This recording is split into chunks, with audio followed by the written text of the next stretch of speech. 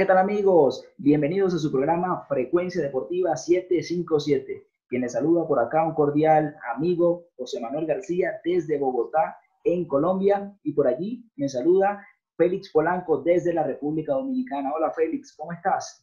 Hermano, ¿cómo estás tú? ¿Cómo te va? ¿Cómo están esas personas que nos pueden observar aquí en nuestro canal, en Frecuencia Deportiva? Aquí, bueno, cargado de mucha información, de muchas anécdotas y todo lo que tiene que ver con el fútbol. Y cuéntame, ¿cómo estás? ¿Cómo te va? Todo bien, todo excelente, súper contento. Ya nuestro cuarto programa, conversando, creciendo, intercambiando experiencias, conocimiento, disfrutando. Y hoy tenemos un tema que me parece que es bien interesante. Hoy vamos a analizar el tema del fútbol europeo versus el fútbol sudamericano, que me parece que es un tema súper importante, súper polémico y donde podemos analizar ciertas cosas que son válidas para seguir comprendiendo un poco nuestro fútbol, primero, siempre ante todo, y lo que está sucediendo afuera. ¿Qué te parece? Conversemos acerca de eso. Interesante, tenemos mucha tela que cortar, ¿no? En eso, lo que es el fútbol europeo, ese fútbol de primer nivel, que todos los futbolistas de, bueno, de Sudamérica, de Centroamérica, hasta del Caribe, quieren jugar. Quisiera comenzar con lo siguiente. Corea-Japón, 2002. Brasil, pentacampeón del mundo. Desde el 2002 no ganamos una Copa del Mundo. Alemania, Italia, España, Francia se han venido imponiendo en las últimas ediciones de la Copa del Mundo. ¿Qué está pasando allí? ¿Qué pasa con el fútbol sudamericano? El único país por allí más o menos, Argentina, subcampeona en esa final que lamentablemente no pudo ganar, para bien del pueblo argentino y para bien del pueblo sudamericano, porque de una u otra forma los equipos también representan a este lugar del mundo. Cuéntame, ¿cuántos años han pasado? ¿Qué ha sucedido allí? Bueno, José Manuel, tú sabes que hay que analizarlo. En el Mundial Alemania 2006, Brasil era, bueno, favorita, archifavorita. Solamente nombraste los jugadores emblemáticos: Ronaldo Nazario, Ronaldinho, Kaká, Adriano, Roberto, que ha jugado 3 finales consecutivas.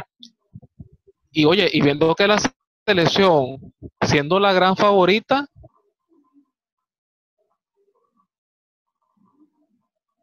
último mundial nacional de fútbol, ya con 34 años, Brasil, que era la gran favorita y la gran representación de Sudamérica, se quedó en el camino. Vemos también como Argentina quedó eliminado en penales, que era también favorita, estaba Messi, bueno, recién salido, pues, llámese de, bueno, lo estaban conociendo ya lo que eran los medios de comunicación internacionales, estaba jugando de Barcelona poco a poco, ya se estaba consolidando en el primer equipo, y entonces, oye, vemos que a partir de ahí, las selecciones ha venido al traste, no ha visto luz. Y otro caso también, en el Mundial Japón-Corea 2002, que Brasil ganó, la gran favorita en ese Mundial era Argentina. No sé si tú te acuerdas que Argentina arrasó en esa Claro, eliminatoria. claro, claro. Y vemos cómo quedó eliminado en la primera ronda. Un grupo dificilísimo. Creo que estaba Inglaterra, Nigeria y Suecia. Y no clasificó. Bueno, tenemos las figuras en esa época: Batistuta, Hernán Crespo, el Burrito Ortega, el Piojo López, wow, Zanetti, mira, una constelación de estrellas. El Ratón Ayala también jugaba en esa selección, Sorín, y quedó en el camino, no pasó de la primera fase. Y entonces yo creo que después, bueno, el Mundial Alemania 2006 lo gana Italia, el Mundial Sudáfrica 2010, que España era archifavorita y cumplió, a pesar que perdió el primer partido con Suiza, pero quedó campeona, derrotando a Holanda en la final, 1-0, gol de Iniesta. Después Brasil 2014, que era, bueno, un mundial en Sudamérica después de tantos años que no se organizaba un mundial. Brasil no era tan favorita porque Brasil estaba pasando por un proceso de generación y muchas personas criticaron al director técnico, Scolari porque no convocó a Kaká, no convocó a Ronaldinho, sabiendo que esa gran generación de futbolistas ya no era la misma, pues. Había jugadores, tú sabes, Dani Alves, pero que no tenían esa categoría como esa selección dorada de Brasil de los 90 y los principios de los 2000. Y después de ahí, mira, la debacle. Brasil pierde 7-1 con Alemania, que a posteriori fue campeona. Vemos también el Mundial Rusia 2018, hace 2 años aproximadamente, cómo Europa le pasó por encima a Sudamérica, viendo la final, Francia, Croacia. Y analizando, mira, es preocupante porque sabiendo bien que Argentina y Brasil son escuelas de fútbol, son escuelas de jugadores emblemáticos, el caso de Maradona en Argentina, de Pelé en Brasil, vemos que ya como que esos jugadores ya como que están en peligro de extinción y vemos como ya selecciones de Europa ya tienen sus propias estrellas y entonces es preocupante porque ya los clubes, llámese los clubes de Sudamérica, cuando un jugador es un prospecto, de inmediatamente lo venden a Europa. Entonces no pasa por ese desarrollo, llámese de crecimiento, de evolución como futbolista. Y vemos que muchos en el camino fracasan, quedan en el camino. Te voy a nombrar un caso, Robinho. Robinho estaba programado a ser una estrella y vemos cómo se quedó en el camino. Y muchos jugadores suramericanos que no se adaptan al fútbol europeo, a la exigencia. Y bueno, ese es mi análisis, que Europa, que es el proceso de preparación, los entrenadores también nos están llevando una morena, que es lo más preocupante. Sí, coincido contigo en todo lo que mencionas, tienes toda la razón del mundo. Hay otro tema allí que me parece importante, es el tema de la inversión que ha venido haciendo Europa en infraestructura, en tecnología, en ligas, en todo el tema que involucra al fútbol, ya sea en entrenadores, la preparación desde la base con los futbolistas, árbitros, dirigentes, ha venido creciendo muchísimo, muchísimo. Y Latinoamérica, Sudamérica se ha venido quedando súper, súper rezagada. Pasa un tema que me hiciste recordarlo cuando mencionabas a que estos jugadores explotan y de inmediato los mandan a Europa y de repente hay una desconexión en algún punto con la selección. Ya yo en lo personal, no sé, ustedes díganme lo que abajo en los comentarios o me envían un mensaje como deseen, un correo electrónico, lo que quieran, un Twitter. Si tú tenías que jugar hoy y tirarte un vuelo de 20 horas para ir a jugar con la selección, hermano, lo hacían. Todas las escalas que hubiese que hacer. El tema de la selección era un tema como un sueño para los futbolistas y no se ve ya hoy en día esa conexión con la camiseta. Están más pendientes a veces de un tema publicitario, del contrato con el club, de la vida nocturna también que tienen los futbolistas también, más pendiente de la fiesta, del tema, del Instagram, del TikTok y todo ese tema, y se ha perdido un poco ese tema. Ya no ves esa conexión. Adicional a ello, lo que tú mencionabas, toda la inversión que hay tras de sí que ha venido desarrollando Europa. Mira el fútbol alemán. En liga ha crecido muchísimo. En tecnología, en entrenadores. Mira lo que le hicieron a Brasil. Y esos alemanes andan volando. La Furia Roja, la selección española. Un cambio gigantesco. Un antes y un después en lo que era la selección española. El juego a ras de suelo, jugar a dos toques, mira, se consagraron campeones, la selección de Francia también, un cambio totalmente abrupto a lo que venían desarrollando y es interesante por una parte y es preocupante por otro lado para nosotros como sudamericanos. Y estos son el tipo de conversaciones que se deben de dar al interno de los clubes sudamericanos, de la dirigencia, porque mira, no estamos figurando como en otros momentos. Solamente estamos produciendo jugadores, los venden y listo. Ya los clubes ganan su dinero y todo el tema, pero no se está viendo la reinversión en ese tema. Ojo, también pasa algo que me parece que es súper interesante. La tecnología ha hecho cambiar el tema del fútbol. Yo hace muchos años recuerdo que conversaba con algunos entrenadores y mira, no sé, antes le tocaba jugar Brasil contra Suiza, por colocarte un ejemplo. Se tenían algunos informes, a veces se mandaban algunas avanzadas, por el tema, a veces se conseguían algunos videos de cómo venían eso. Hermano, ya hoy en día, minuto a minuto, saben todo del rival, todo. Números, cantidad de pases acertados, cantidad de pases errados, cantidad de goles anotados, todo. Yo no sé si tú te acuerdas, ahorita que lo estás mencionando y me viene el recuerdo, cuando la selección de Argentina va a los penales, que ya tenían analizado a toda la selección de Argentina, ¿te acuerdas? Que, Sí, ¿cómo sí, se sí, llamaba sí. el portero de Alemania? Que ya tenía un papelito donde tenía una lista en la cual sabía, por lo menos, este jugador en el 80% de los casos, hacia dónde lanza el penalti. A ras de suelo, a la derecha y a la esquina. ¿Recuerdas esa lista? Ese video está por allí. ¿Te acuerdas? Y eso es producto de una preparación, hermano, de un trabajo, de un Sí, cuerpo cómo no. técnico. Adelante. Sí, bueno, recuerdo que ese arquero se llamaba Lehmann, jugó en el Jens Borussia Lehmann. Dortmund, en el Jens Lehmann. Arsenal. Sí, jugó la final de la Champions 2006 contra Barcelona. Recuerdo exactamente, sí. Tenía, en la Y media tenía una mira, lista y tenía todo porque eso fue un sí, trabajo previo que ya había hecho el cuerpo técnico, hermano, y yo me quedé en ese momento sorprendido y estamos hablando que eso fue hace tiempo. Y eso era el cuerpo técnico que ya tenía preparado todos los escenarios. Si nos vamos a penales, aquí está la lista. Si nos vamos a la larga, aquí está. Si estamos perdiendo, hacemos, hermano, todo un planteamiento que tú dices, están haciendo el trabajo. ¿Estás viendo la pantalla? sí. Perfecto. Bueno, estamos viendo allí la pantalla, vemos el palmarés de las últimas Copas del Mundo. Bueno, en general de todas las que se han hecho, Brasil, 5 Copas del Mundo, años 58, 62, 1970, 1994 y 2002. La última que ganó Sudamérica gracias a Brasil. Vemos allí a Alemania con 4 Copas del Mundo, la selección de Italia también con 4, la selección de Argentina con 2, Francia tiene 2 Copas del Mundo también, Uruguay 2 Copas del Mundo, la selección de Inglaterra con una y España con una. Entonces allí en ese cuadro de los que han sido campeones nos representan Brasil, Argentina y la selección de Uruguay. 3 potencias, 3 canteras deportivas a nivel futbolístico para Sudamérica.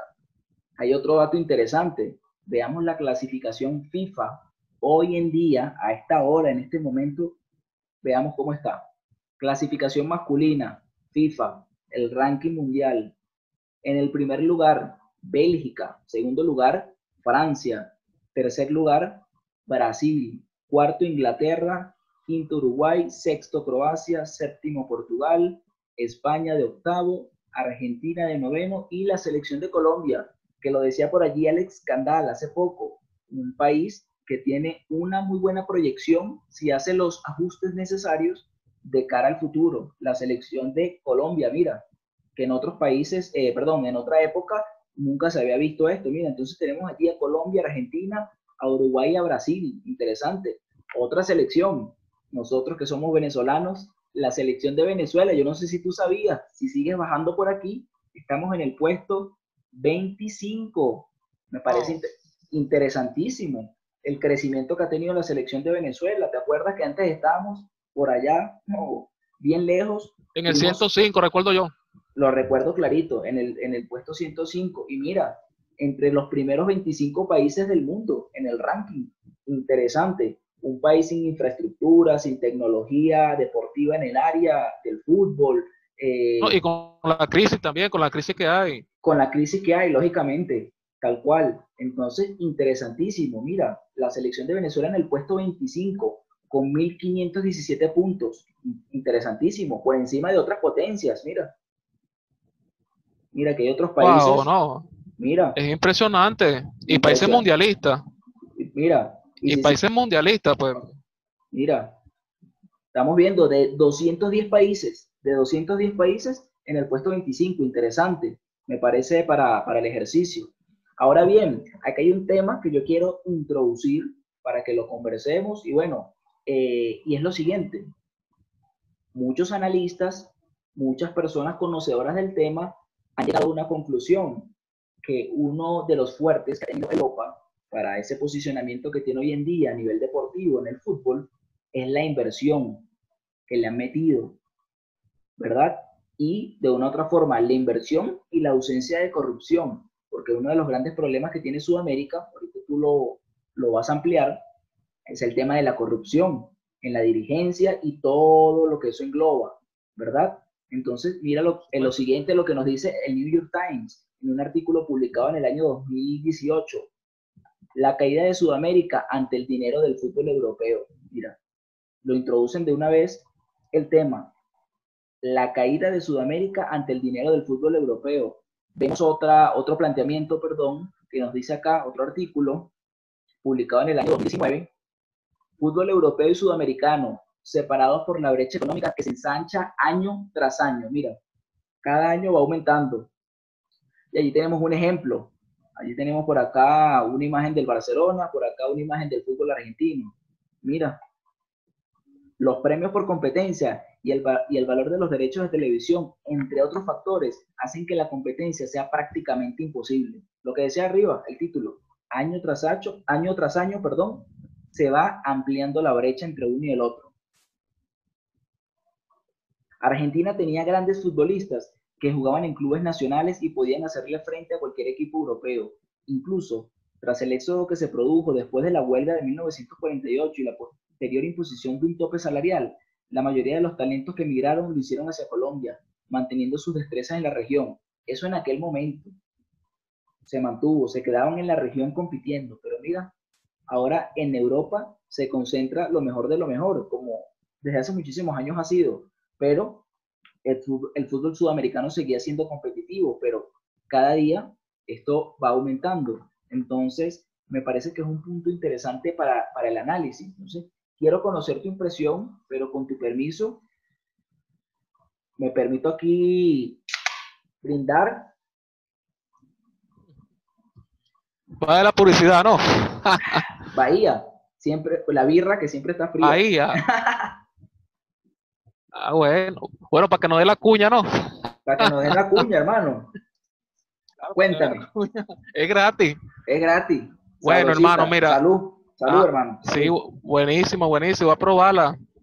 Sé de Colombia. Sabrosa. Mira, Cuéntame. bueno, para seguir en lo nuestro, mira, el análisis que yo le hago a esta situación, a esta debacle que tiene el fútbol suramericano, y no solamente suramericano, vámonos, mira, desde México hasta Argentina. Es que, hermano, hace falta que los dirigentes de fútbol, de las federaciones, sea gente que viva por el fútbol, no que viva del fútbol. Vemos como muchos casos de corrupción, de una dirigencia corrupta que tiene, mira, por lo menos un caso en Argentina, Grandona. Eso me duró prácticamente 30 y pico de años en esa presidencia. El caso de Rafael Esquivel, que está en Miami, no puede salir del país allá porque tiene orden de captura si sale, 27 años. Entonces, ese pagó una fianza de no sé cuántos millones de dólares, creo que fue para de 7, que tú 8 veas, millones de dólares. Una fianza. Bueno, un delincuente, no, entonces yo me pregunto, ¿de dónde sacó tanto dinero? Entonces, esa plata que se robaron esos dirigentes, si hubiera sido invertida para lo que es la infraestructura, mejores salarios a los entrenadores, a los jugadores, mejor capacitación a los árbitros, que también son parte del deporte, del fútbol, porque también tienen familia, también comen, necesitan tener un sueldo para que no caigan en ese camino de la corrupción, de vender partidos, como se han visto en muchos casos. Entonces, yo creo que el origen principal es formar nuevos dirigentes que luchen por la institución y que no se hagan ricos a través de la institución. Y de allí, claro, tiene que venir un proceso pedagógico en lo que es la escogencia de los entrenadores, capacitarlos, darle, llámese su seguro médico. Vemos muchos casos de jugadores que no tienen seguro médico, se lesionan y tienen que ir por una clínica o a una cuestión pública porque no tienen. Entonces, eso hay que cambiarlo. Si nosotros queremos tener ese nivel de competencia, ese nivel de infraestructura, ese nivel de preparación y poder competir con las selecciones de Europa o con los clubes de Europa, tenemos que empezar con lo nuestro. Un ejemplo te voy a dar que pasó hace 2 años, si no me equivoco. La Copa Libertadores de América jugó Boca Juniors River. Sabes que se juegan partidos de ida y vuelta. Correcto. Y de acuerdo a los resultados, bueno, se gana, ¿no? Bueno, recuerdo que fue en el estadio de River Plate, de Boca River, no recuerdo exactamente. hermanos, tuvieron que suspender el partido y tuvieron que jugarlo en España, en el estadio del Atlético de Madrid. Entonces tú te pones a ver, no solamente la dirigencia, sino la seguridad, la logística, como la policía, como la Guardia Nacional, llámese, le garantiza seguridad a los aficionados que van a disfrutar de un espectáculo. Entonces no tienen, es un desastre. Entonces eso fue una mala imagen para lo que es el fútbol suramericano, que se tenga que jugar en España, viendo tantos estadios en Sudamérica. Entonces, mira, es una crisis estructural. Hay que empezar de arriba hacia abajo. Esa es mi opinión. Y otra cosa más para agregar también. Otro caso más que pasó en Chile. Yo estuve viendo eh, un canal chileno que pasaron un caso que en verdad que es lamentable. Dos jugadores de la Unión Española, un club de fútbol de Chile, la primera división de Chile, trabajando. Mira, un futbolista, porque no le pagaron, tienen como 4 meses sin pagarle después de después de la cuarentena, por el COVID-19.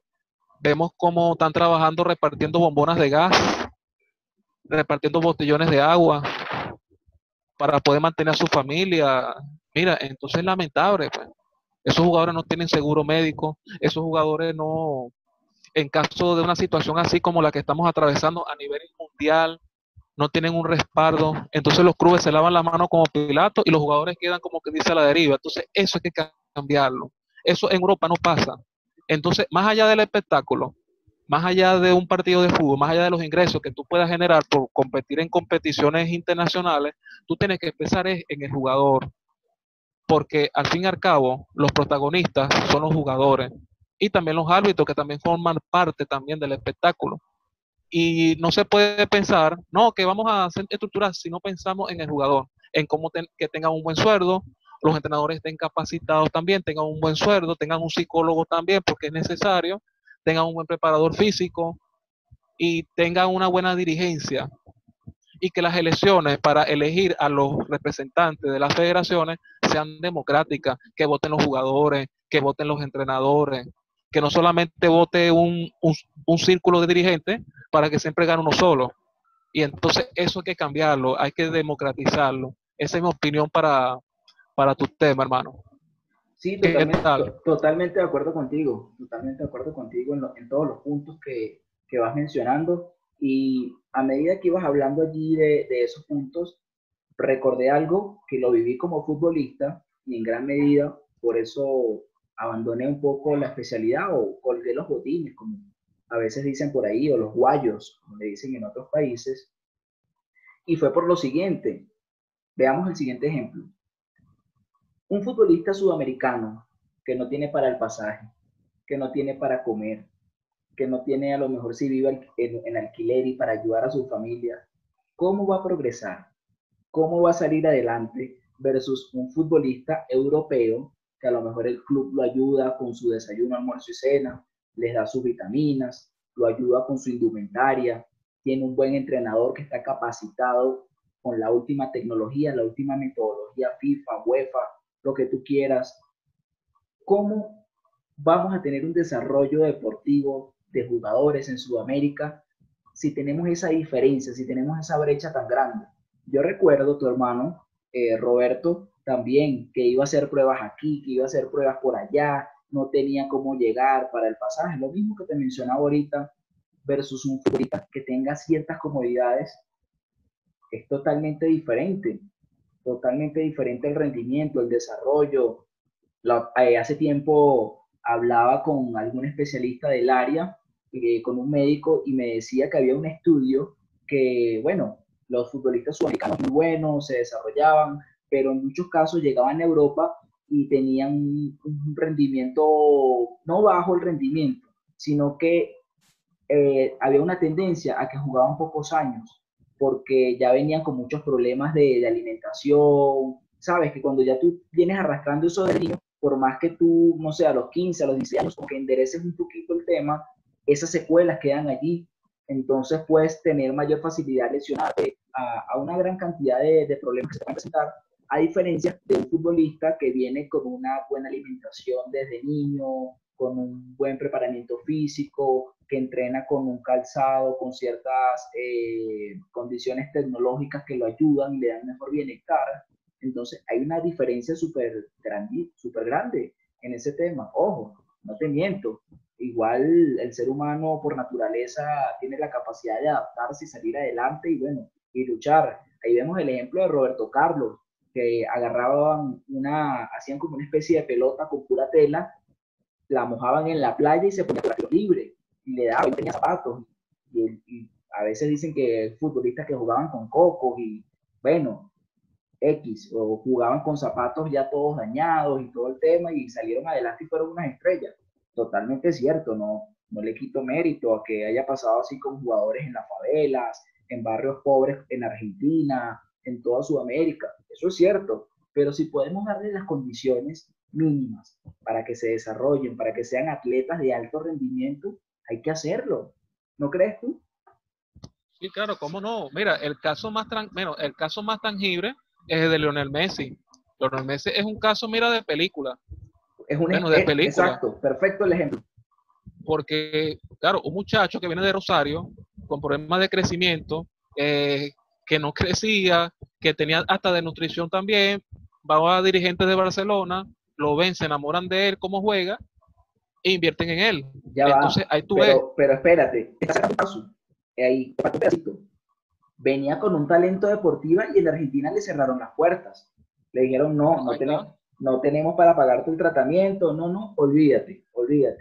Y le cerraron las puertas y se va con su papá, con sus propios medios, a España, a tocar puertas, a pedir, y allí le dan la oportunidad y le dan la tecnología, el acompañamiento y la preparación. ¿Verdad? El mejor jugador del mundo hoy por hoy. Pero en Argentina se cerraron las puertas, ya sea porque quisieron, porque no podían ayudarlo, no sé, pero le cerraron las puertas. Y en España, mira, ese ejemplo que diste es perfecto. No, y yo me pregunto algo, José Manuel. Bueno, y las personas que nos están viendo por aquí, por este medio, ¿cuántos jugadores no se quedaron en el camino porque no tuvieron ese apoyo o no contaron con esa suerte, con esa bendición que contó Lionel Messi? Otros jugadores también, porque el caso de Maradona también es un caso, claro, no parecido, pero se ve, porque Maradona viene de la pobreza extrema. Vemos muchos casos también, hasta Cristiano Ronaldo también, que viene de una isla de Madeira, que es una isla, llámese en Portugal, que es limitada en lo que es la economía, y muchos casos de futbolistas, porque tuvieron unas condiciones económicas precarias. Carlos ¿Cuántos jugadores Tevez, no se perdieron? el Apache Ah, bueno, Tevez. sí.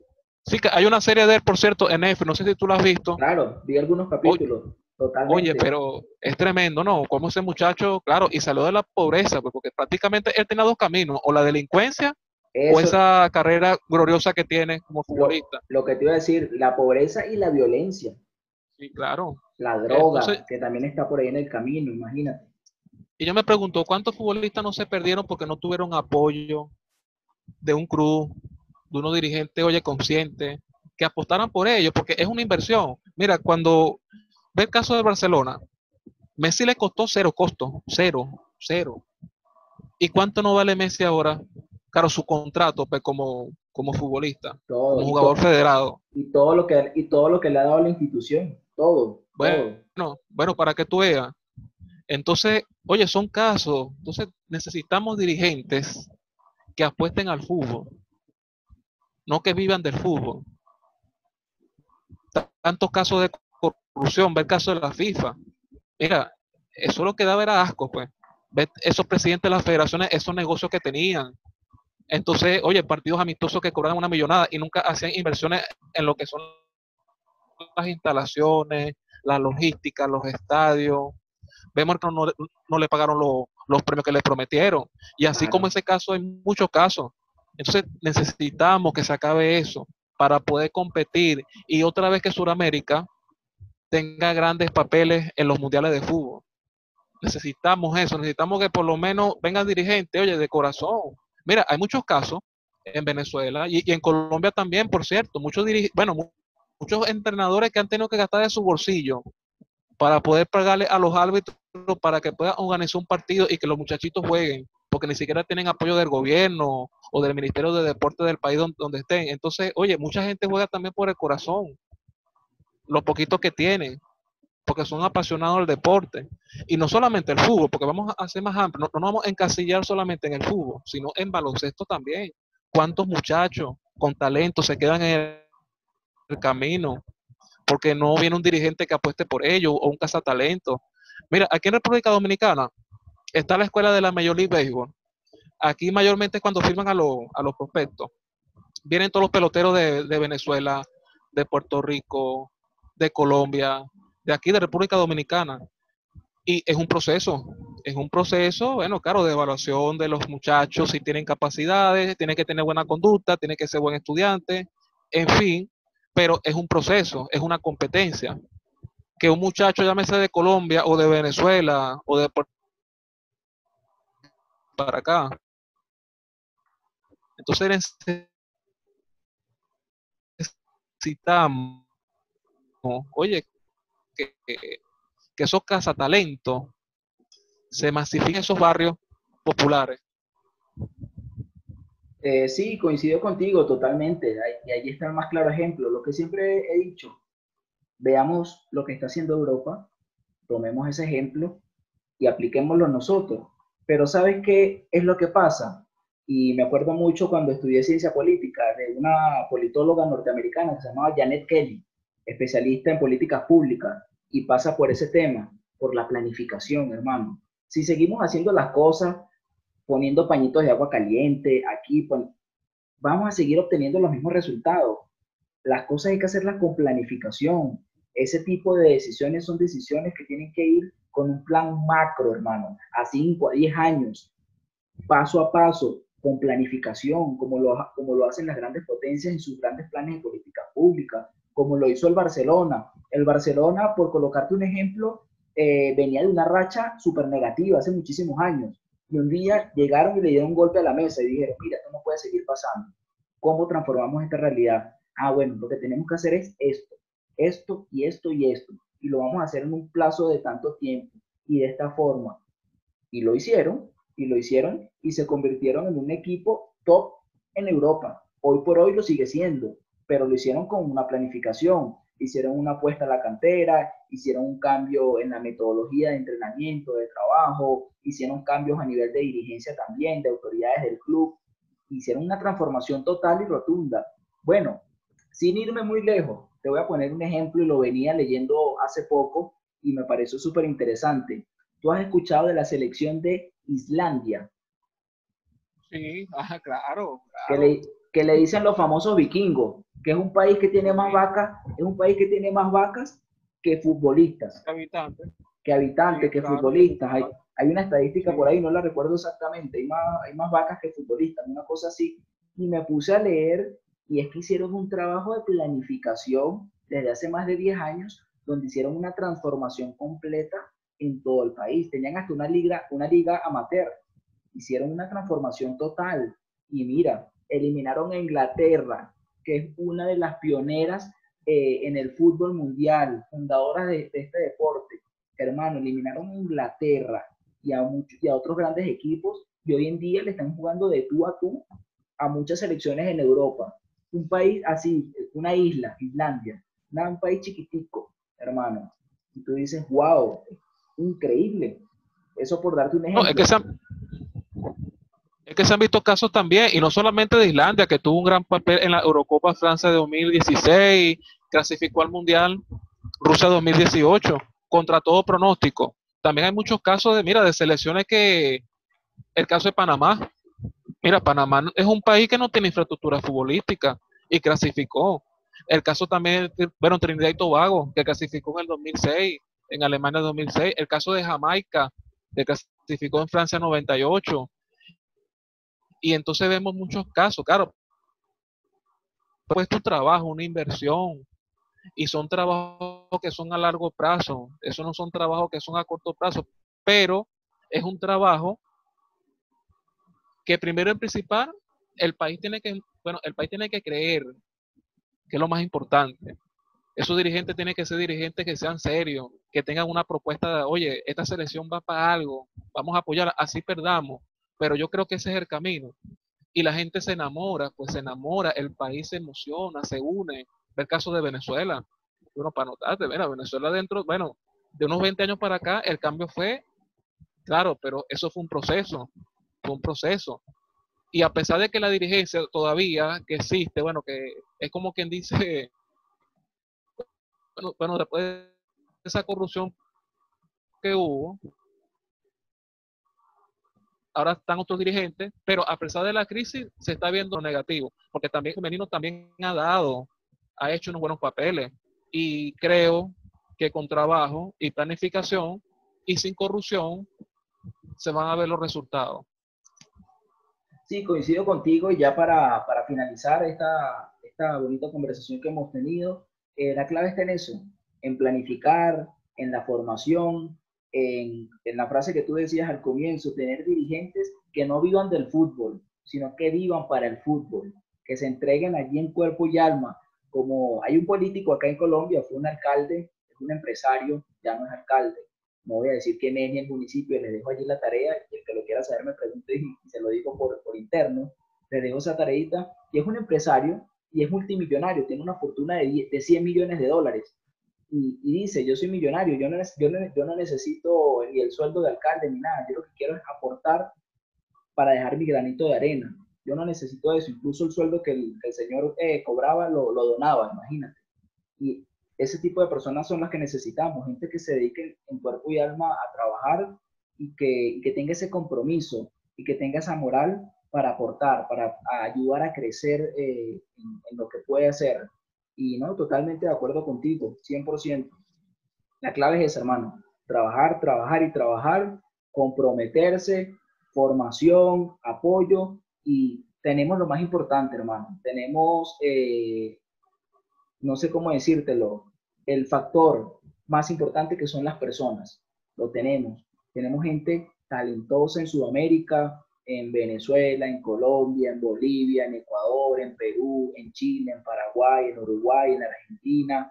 No sé si me faltó algún país, pero en Sudamérica hay muchísimo, muchísimo, muchísimo talento y bueno, no queda otra. Seguir trabajando y seguir luchando para lograr lo que está haciendo Europa hoy por hoy y muchísimo más. Bueno, te iba a comentar, pero para despedir, ¿Ok? los 6 clubes, bueno, bueno, no son clubes, son empresas, vamos a decirlo así, ¿Ok? que forman jugadores y que, claro, se han copiado de ese modelo europeo de grandes clubes como el Barcelona, Real Madrid, el Inter, el Milan, que tienen esa plataforma, tienen esa, llámese, esa categoría. Y la mejor cartera de Brasil es el Flamengo, actual Sí, campeón de la Copa Libertadores de América. En Argentina está el Boca Juniors, que juega un paisano de nosotros, Hurtado. correcto. Tenemos también en Paraguay tenemos el Olimpia, que es El es un Olimpia. club glorioso, Histórico, sí, histórico. claro, histórico, sí, campeón de Copa Libertadores. Tenemos también el Deportivo Cali en Colombia, que aunque no sea un club que, bueno, que tenga muchos títulos, pero se han formado muy buenos jugadores, muy buenos Sí, futbolistas, que incluso hasta han jugado en la selección Colombia. En Chile tenemos el Colo Colo, que es también una organización, es una institución que forma jugadores, estrellas.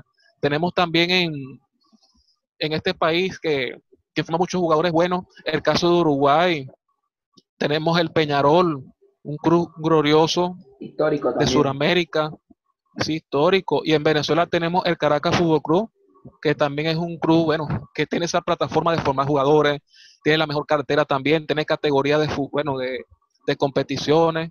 Y casi la mayoría de los jugadores que juegan en la selección se formaron en el Caracas Fútbol Club, la mayoría. Entonces, hay algo, como, bueno, como quien dice, hay una cuota inicial de lo que se tiene que copiar a los demás clubes deportivos. Ese es el camino, formar jugadores. Y no verlo como un negocio, verlo como, oye, verlo como representantes de un país.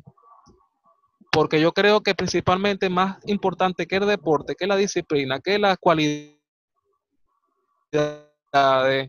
que las capacidades, es también la educación, que formemos ciudadanos. No vean el fútbol solamente como un negocio para llenarse los bolsillos, sino que inviertan en el país, que dejen un legado para la juventud, porque vemos tanta violencia en la calle, porque no tienen un representante que los motive. Y yo creo que el deporte, ese es el papel fundamental que hace el deporte, que los muchachos crean en su país, que representen a su país, que sean un orgullo para su familia, para su comunidad. Y creo que el deporte es el camino, hermano. coincido contigo allí para finalizar y para despedirnos. Yo en gran parte o en gran medida lo que soy hoy por hoy, se lo agradezco al fútbol muchísimo. Me dio disciplina, organización, seriedad, ese amor a la cultura física también, a hacer ejercicio. Y el fútbol, sinceramente, me dio muchísimo. No llegué a ser profesional, no vivo del fútbol hoy en día, pero creo que me dio el 60 o el 70% de lo que soy hoy por hoy y se lo agradezco al fútbol y siempre voy a estar comprometido con ese deporte y me hizo ser un buen ciudadano. Soy un capital humano positivo para la sociedad gracias al deporte y coincido en lo que tú decías. Y bueno, hemos llegado al final. No olviden suscribirse, activar las notificaciones, dejarnos sus comentarios aquí abajo. Gracias por acompañarnos el día de hoy. Muchísimas gracias, ya es nuestro cuarto programa. Esto es una conversación de amigos, a veces tomándonos una cervecita, un cafecito, un mate, un té, una aromática, lo que sea, un vasito de agua. Siempre estamos acá conversando, gracias a la tecnología, a esta plataforma. Esperamos a un futuro hacerlo en vivo y directo, ahí como tú que te estás tomando allí la proteína del ejercicio. Y bueno, nos vemos la semana que viene. Muchísimas gracias. Un abrazo, éxitos, bendiciones. Quédense en casa si les toca salir. Guarden la distancia correspondiente. Y aquí seguimos, no paramos. Esto es Frecuencia Deportiva 757, como el avión, despegando.